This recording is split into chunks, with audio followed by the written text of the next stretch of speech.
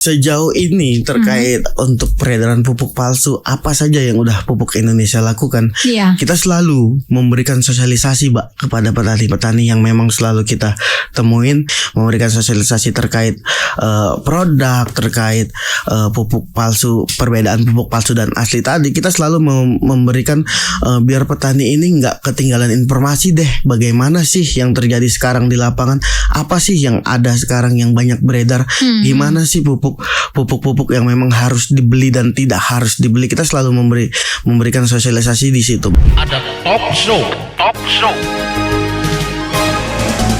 di Radio Start 102,6 FM.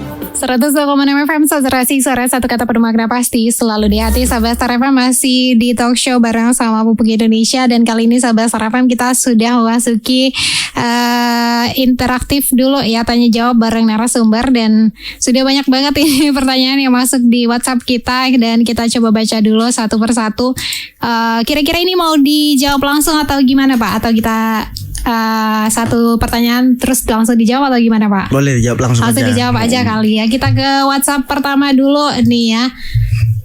Dari plus 628 12 sekian Ropik nih, dari Ropik kayaknya ya. Inovasi dan teknologi apa saja yang sudah diterapkan Pupuk Indonesia selama ini untuk menunjang efisiensi dan juga panen berlimpah bagi petani ini Pak? Mungkin langsung ke Bapak, siapa kira-kira yang mau jawab? Mbak, saya. Oh iya, boleh Pak Dika. Jadi kalau terkait inovasi dan yang bisa dan teknologi Pak. Dan teknologi.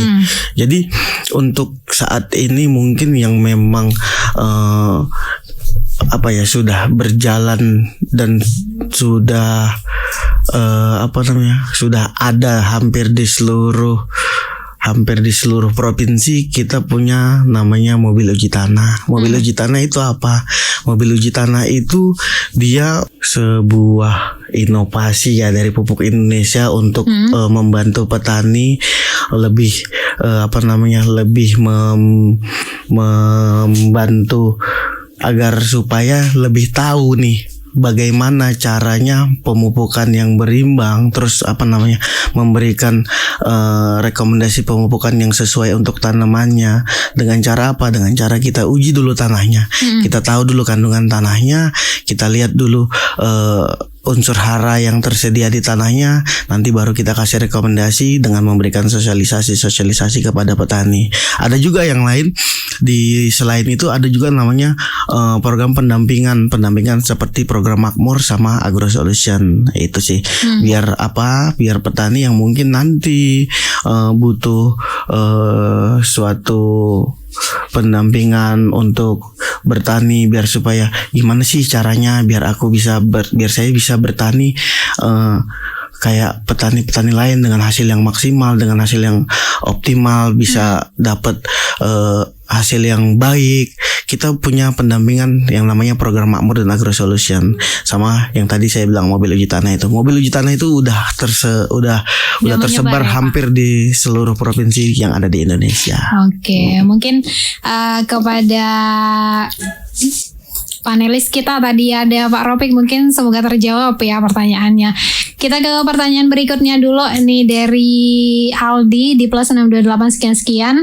Sejauh ini kira-kira apa langkah yang sudah dilakukan untuk Indonesia untuk mengantisipasi Pupuk Indonesia untuk mengantisipasi adanya peredaran pupuk palsu di pasaran, dan kapan sebaiknya kita untuk melakukan uji tanah nih? Mungkin dari Bapak siapa yang mau kira-kira? Boleh lagi Pak Dika ya Pak. Sejauh ini terkait untuk peredaran pupuk palsu, apa saja yang udah Pupuk Indonesia lakukan? Iya. Kita selalu memberikan sosialisasi, Mbak, kepada petani-petani yang memang selalu kita temuin.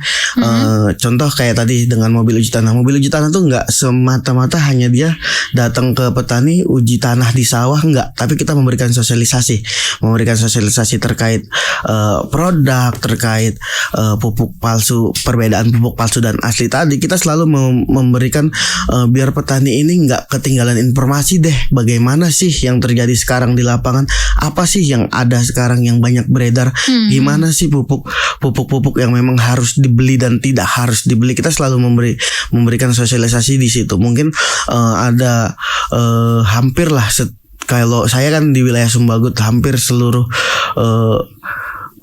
seluruh Sumbagut, pasti selalu saya temuin mereka masih banyak yang nggak paham dengan pupuk palsu itu, mereka masih banyak yang tertipu. Yaitu akhirnya sebagai kalau kita bilang jadi beban moral ke kita juga sendiri kan, kasihan mereka kalau harus tertipu. Yaitu kita berikan sosialisasi terus-terusan, nggak pernah lupa ketika kita datang, ketika kita sosialisasi kita ingetin dengan perbedaan pupuk palsu dan pupuk asli tadi. Terus kapan sebaiknya uji tanah tadi ya, kapan sebaiknya uji tanah itu dilakukan? Uji tanah itu dilakukan sebaiknya sebelum musim tanam. Kenapa? Sebelum musim tanam, karena kita nanti bisa mengeluarkan rekomendasi pemupukannya saat saat petani udah mulai memasuki musim tanam. Kita udah ngasih rekomendasi pemupukan, kita udah tahu hasilnya, barulah kita eksekusi tuh pemupukan dan penanamannya gitu. Gitu ya, Sobat Star FM. Mungkin ada 3 orang lagi nih pertanyaannya. Mau dibatasin sampai berapa pertanyaan lagi kira-kira, Pak? Udah jam berapa nih? Jam 11 ya? Iya, mulai jam 11. Dari Facebook juga sudah ada komentar dari M. Ahyar Hernan. Assalamualaikum, selamat siang Kak penyiar sama narasumber Pupuk Indonesia. Mau nanya nih, di kampungku masih langka loh pupuk subsidi. Apakah ada solusi dari Pupuk Indonesia? Dan soalnya sering langka di tingkat pengecer nih Kak katanya. Kira-kira gimana solusinya Pak? Baik, terima kasih Kak untuk penanya. Baik, untuk pupuk bersubsidi.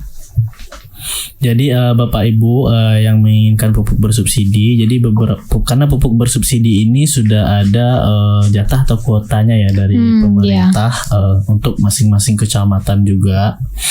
Jadi untuk Bapak Ibu mungkin harus memperhatikan dahulu. Yang pertama itu apakah Bapak Ibu sudah terdaftar ke dalam kelompok tani yang berhak menerima pupuk bersubsidi. Nah, bagaimana nih untuk Bapak Ibu mengetahuinya? Itu Bapak Ibu bisa datang ke kantor BPP kecamatannya dari Dinas Pertanian di kecamatannya masing-masing untuk menanyakan nih apakah kelompok tani Bapak Ibu itu sudah terdaftar untuk menerima pupuk bersubsidi. Seperti itu. Jadi apabila belum terdaftar, maka bisa tanya juga apa prosedur yang perlu dilakukan, apa persyaratan yang dibutuhkan untuk mendaftar menjadi kelompok tani yang mendapatkan pupuk bersubsidi. Seperti itu. Kemudian juga bisa ditelusuri lagi kios Bapak Ibu mencari pupuk bersubsidi ini dipastikan dia adalah kios resmi dari PT Pupuk Indonesia. Itu kita ada ikoniknya itu warna biru kuning seperti itu, dan juga ada plangnya yang bertuliskan kios resmi Pupuk Indonesia seperti itu. Karena kalau di kios-kios yang lain atau yang tidak resmi itu tidak ada pupuk bersubsidi seperti itu. Dan juga setiap kelompok tani yang berhak mendapatkan pupuk bersubsidi itu juga sudah terdaftar di kiosnya masing-masing. Jadi Bapak Ibu cari tahu nih di kiosnya atau di PPP-nya kami sudah terdaftar, tapi kami terdaftarnya di kios yang mana, itu bisa dicari tahu. Jadi Bapak Ibu hanya bisa melakukan penebusan di kios di mana terdaftar, tidak bisa di kios yang lain. Walaupun sama-sama kios resmi, tapi masing-masing kelompok itu terdaftar di masing-masing kios seperti itu. Ya, terus ini ada yang nanya juga Pak, gimana cara tahu pupuk bersubsidi ini tuh kalau dijual di pasaran gitu Pak? Cara cari taunya pupuk bersubsidi itu kalau dijual di pasaran gimana caranya Pak? Di pasaran maksudnya di kios resminya? Iya, mungkin karena kadang sering juga di pasaran dijual gitu. Terus kita cara tahu pupuk bersubsidi itu gimana? Kalau di pasaran kita nggak bisa ya Pak ya? Nggak bisa ketahui ya itu apakah pupuk asli atau tidak. Iya. Jadi saran kami untuk Bapak Ibu, kalau sudah terdaftar menjadi petani yang berhak menerima pupuk bersubsidi, maka datanglah ke kios resminya, kios resmi di mana kelompok tani Bapak Ibu terdaftar. Kalau nggak tahu bisa tanya ini ke penyuluhnya di desanya, penyuluh pertanian di desanya, atau datang langsung ke kantor BPP penyuluh pertanian di kecamatannya. Bisa tanya kelompoknya terdaftar di kios mana. Nanti kalau sudah tahu kiosnya, nanti bisa konsultasi sama kiosnya kapan penebusan pupuk selanjutnya, kapan pupuknya masuk ke kios seperti itu. Iya, sebenarnya masih banyak nih ya pertanyaan dari Facebook dan juga WhatsApp, tapi karena waktu yang sudah berakhir nih ya sahabat Star FM. Mungkin dari Bapak, dari narasumber, mungkin kira-kira untuk para petani, untuk sahabat Star FM semuanya, untuk statement terakhir yang mau disampaikan untuk para petani di luar sana, Pak. Baik, terima kasih kepada Star FM ya yang sudah sama-sama membantu kami juga nih dalam mensosialisasikan atau mengedukasi petani-petani di seluruh Sumatera Utara, khususnya di Kabupaten Mandailing Natal ini. Jadi buat Bapak Ibu yang masih punya pertanyaan atau ingin melaporkan terkait temuan pupuk palsu nih, jadi bisa menghubungi kami melalui layanan pelanggan resmi PT Pupuk Indonesia pada alamat berikut. Telepon boleh dibacain ya? Boleh Pak. Boleh ya. Untuk telepon ada di 0800 1008 001, dan juga ada untuk SMS atau WhatsApp 08 11 99 18 001. Baik, cukup sekian. Terima kasih. Terima kasih banyak buat narasumber kita yang luar biasa di pagi hari ini. Kalau masih ada pertanyaan yang tersimpan yang belum terjawab, boleh banget nanti langsung tanyakan ke WhatsApp ataupun telepon yang sudah disampaikan oleh Bapak Wendra tadi ya, sahabat Star FM. Terima kasih banyak Pak sudah hadir di sini memberikan kita pengetahuan lah ya. Karena kita juga mungkin bingung dengan pupuk subsidi ini juga ya Pak ya. Terima kasih, dan buat sahabat Star FM juga terima kasih banyak. Sampai jumpa di talk show berikutnya. Wassalamualaikum warahmatullahi wabarakatuh.